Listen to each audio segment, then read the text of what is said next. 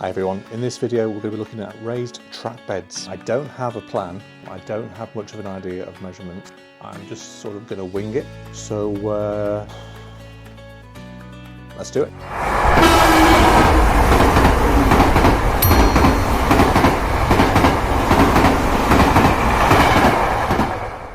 Hi everyone, welcome back to Double O Gaze Journey. Thanks very much for tuning in. Welcome to all the new subscribers, new and old. It's been tremendous, the response we've had from the first video, so thank you very much. Yep, today we're going to start building a raised main line. Now we touched on this last week. If you've not watched last week's video, jump back. That's how we built the baseboard and got to this stage. Whereas today we're just going to start building, like I say, the raised main line, be a twin track main line going around the outside of the layout. Not got a plan as such in terms of measurements. I've got a rough idea. I've been playing around with some sort of blocks of wood to sort of get some sort of support structure in place, just to support the boards, because the boards will be made out of, still using the 9mm plywood that we use for the baseboards below. So I'm looking at this at the moment. I'm thinking something, get that, I think it's something maybe like that, so it doesn't sort of wobble side to side, and then have a lot of these underneath the baseboard and alternate the direction of them so it doesn't sort of wobble. That's what I'm going with for now. Whether it works, we'll find out. Like I say, the plywood we're going to use for the outer track, twin track main line, I'm going to go with around about a foot wide on it. More than enough room for 2 tracks, but I want to be able to try and get some scenery, some grass, some fencing around there, so it's not just thin and I can't get much else at the height I want to get at. So yeah, going with a foot wide, and that will then leave me with 3 foot on an inner circle to create the rest. So we'll need tools, trusty saw, electric screwdriver, a battery screwdriver rather, hashtag Parkside. Yeah, watch the first video guys, you'll get it. I might use the drill, might be a bit more powerful for putting screws in. Tape measure, pencil, and safety gear, vital. I'll say this in every video, make no apologies, safety equipment is vital. Get yourself a decent dust mask, especially when you're sawing indoors. Decent eyewear, can't emphasize that enough. So we're going to start with a sheet of plywood. It's going to be 4x2. I've had this cut by local timber merchants. Obviously in the first video, go and support your local timber merchants. They will often cut it for free or very little charge for cutting this up. Plywood usually comes in 8x4 foot sheets. I couldn't fit that up here in the roof. I didn't fancy climbing up with it, so I had it cut down to 4 foot by 2 foot sheets, easily to manage, and I had an idea of what I wanted to do with it when I bought it. So the smaller the sheets, the better for me, to be honest. 4 foot's ideal because each baseboard of this layout is in 4 foot squares, so it makes each board will be a section of the main line relating to the board that's underneath. So it'll be done in, brings a bit more order to it. So getting our sheet of 4 foot by 2 foot, 9mm, like I say, and we're going to get tape measure. I'm going to measure a line a foot all the way down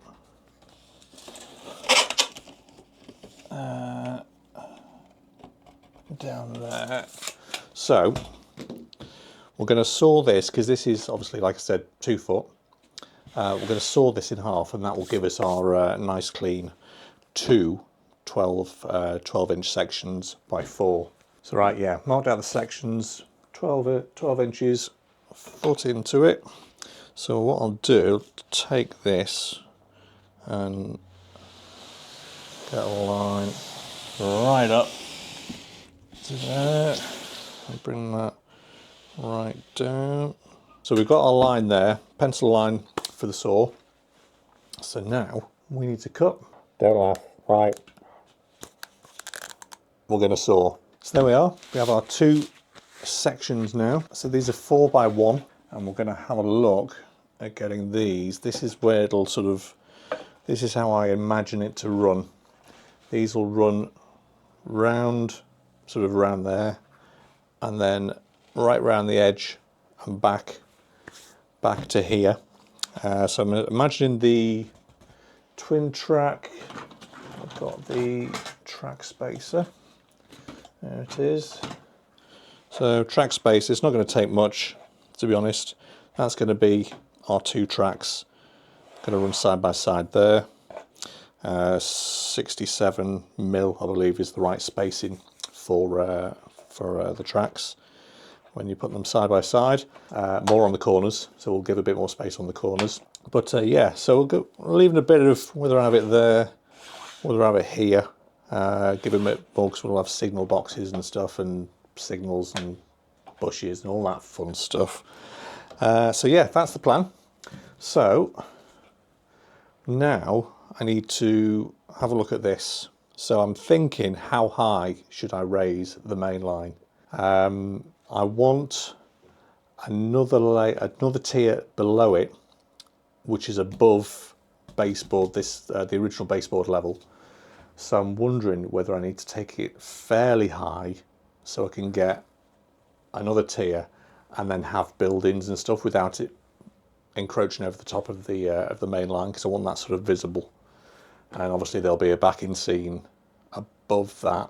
I think I'm going to try with, again, I'm going to try with the foot high supports secured to the original baseboard. And like I say, I'm going to go with something like that, and alternated with stuff like that, just turn around, and a piece across the top, scrap piece there, piece across the top that way, and they'll be screwed in at the bottom as well. So that is the plan, and then this board will sit on top of that, sort of that way. It will be more stable than this, guys. So that's what I'm going for. So that on top of that. So let's make one. Let's make one. Right, okay. I'll grab that, I'll grab that thing. So I've got quite a few bits of this wood. So what I'm going to do, I've already marked it into 12-inch sections.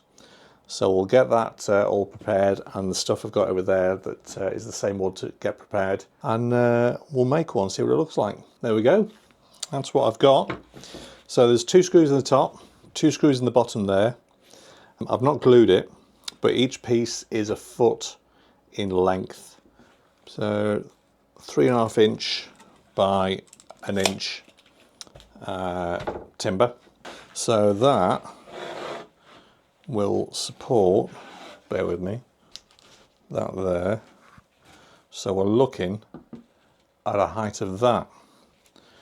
My blimey, that does look high, but I need to get some height in the tier below it that doesn't come over above this height, because I'm looking at a mainline station below it with all the canopies and buildings and shops around it and stuff like that.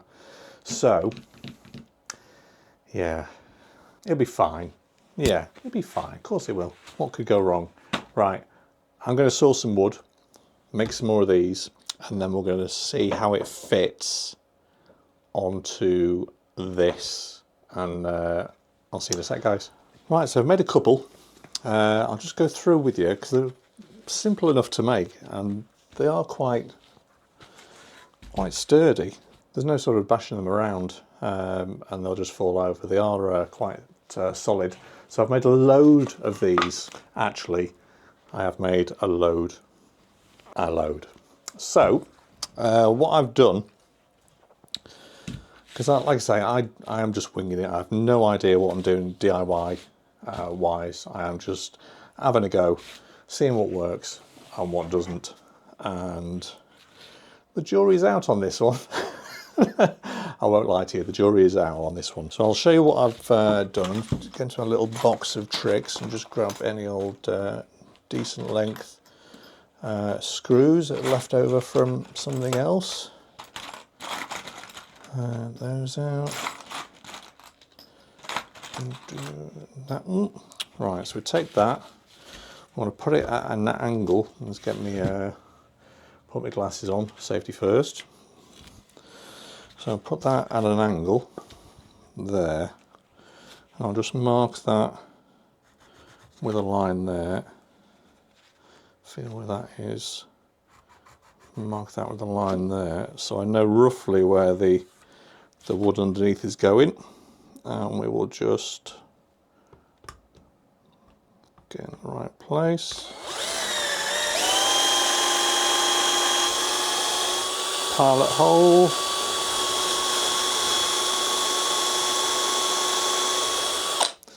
And while we hold that there, grab a screw. So we'll put both in.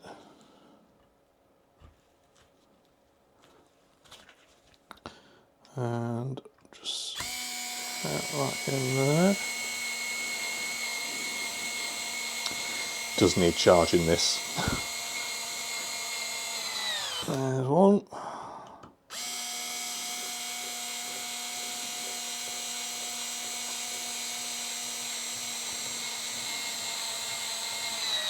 Two. We get another one of them and put it that side over.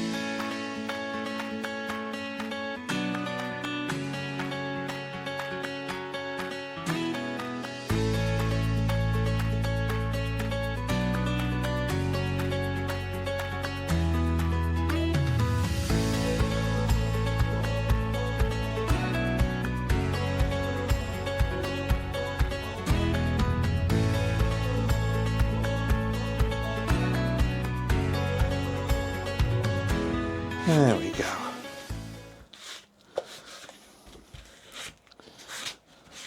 Like I said last week, guys, I have no DIY experience whatsoever. I've just bought some tools, cheap tools off Amazon and Parkside from Lidl.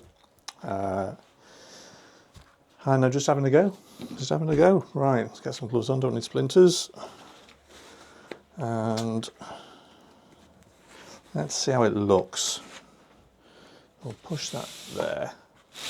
And those there. It gets very messy in here. It does get a bit messy. Right, that's there. And go back in there. I think each piece may need 3. I've got them, so one way, one the other way. And one that way. Right, let's see. Let's see how this looks. Right. Okay. Need to space these out a bit. Bit more maybe. There we go. So that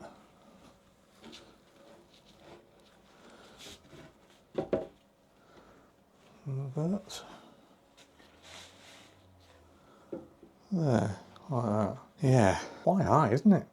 But I've chosen to, like I said last week, I've chosen to make the baseboards, the foundation baseboards, waist height, so I can reach over for stuff. I don't want them too low because my back wouldn't handle it. I don't want them obviously too high, but waist height was about right for me. So this does look a little high, but I think it'll be all right. I think we'll be all right.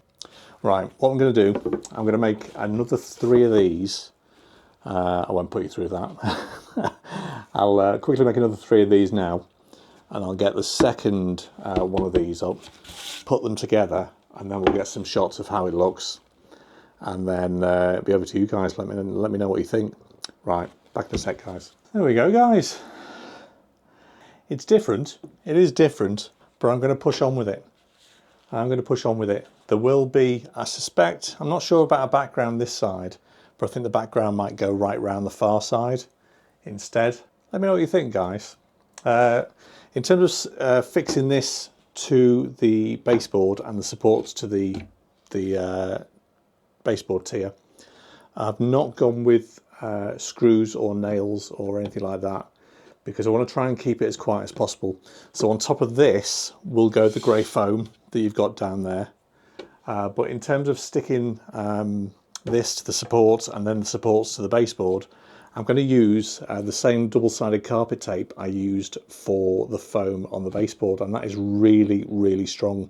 And I'm hoping that will dampen down the rumble of the trains as they go around the track. So yeah, the carpet tape I'm using, which if you were watching last week, I think I showed it. It's just nothing fancy, just double-sided strong carpet tape. Because the foam was an underlay foam, it wasn't like modelling foam or anything like that. I just got a cheap 30 quid from Amazon for 14 metres of it. 14 metres by just over 4 foot wide, which is not bad. I just got this carpet tape again from Amazon, and it is Ultra Tape, and I'm going to put a strip, I'm going to fix a strip here on each support, or can you see, a strip between those two there, and then another strip down below, making sure the areas are fully clean, there's no sawdust or anything like that that might stop it sticking. But I think the stability will come not just from the supports and then this every sort of 2 foot, but once the structure takes a complete circular shape, you know, get all the way around, it will add an extra layer of stability to this, because it does feel really sort of stable right now. No problem with this whatsoever. You can really lean on it. I'm quite proud of myself with that. But have I made the biggest mistake so far? What do you think, guys? What do you think?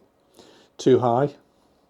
Am I going to get a vaccine that's sort of going to be around here?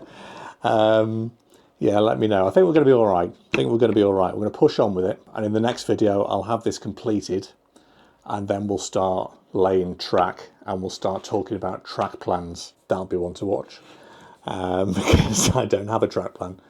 Apart from up here, rough idea up here. So thank you very much for watching another episode of my double gauge journey. Let me know what you guys are up to, where you're up to with the hobby. If you're just watching this and you've just stumbled across this and you've lasted to listen, good on you. If you can give the video a like, and if you're not subscribed to us yet, we're early doors, so you've only got 2 episodes to catch up on, this and the first one. And there's a couple of other videos from a model show, a couple of model shows. We are going to be releasing the videos fairly regularly now, because we're going to start getting into track laying, also scenery, because I want, it's probably going to be this stretch actually, I want to start making videos with the locos I've got, because I've been buying locos as well this week, so I need to get trains running again, and starting off with the mainline, which I assume will be the simplest option. So yeah, join us next time, guys. Should be a couple of weeks maximum, maybe even next week, depends how I get on. Follow us on Facebook and TikTok. You'll see pictures of this week's progress on there as well, guys. But yeah, that was a bit of work, that. Plus it's about 20 odd degrees outside, and the lights in here are quite bright and hot, so I'm going to get a cool drink. Thank you very much for watching. I appreciate every single one of you that watches as we start this new journey. Huge thank you to the literally hundreds of subscribers that have joined us in the last week. It's been phenomenal. I appreciate every single one of you, and drop us a comment as well. Let us know where you're up to with your model railway, or if you're just starting, or if you're thinking of starting, drop us a comment. Just let us know your thoughts. And the ones that those of you out there that do know what they're doing, of which I am not one, give us your thoughts, guys. What do you reckon so far? But we're cracking on. We are cracking on. All right, guys, I'm waffling too much now. Thanks very much again for watching, and I'll catch you next time. See you guys.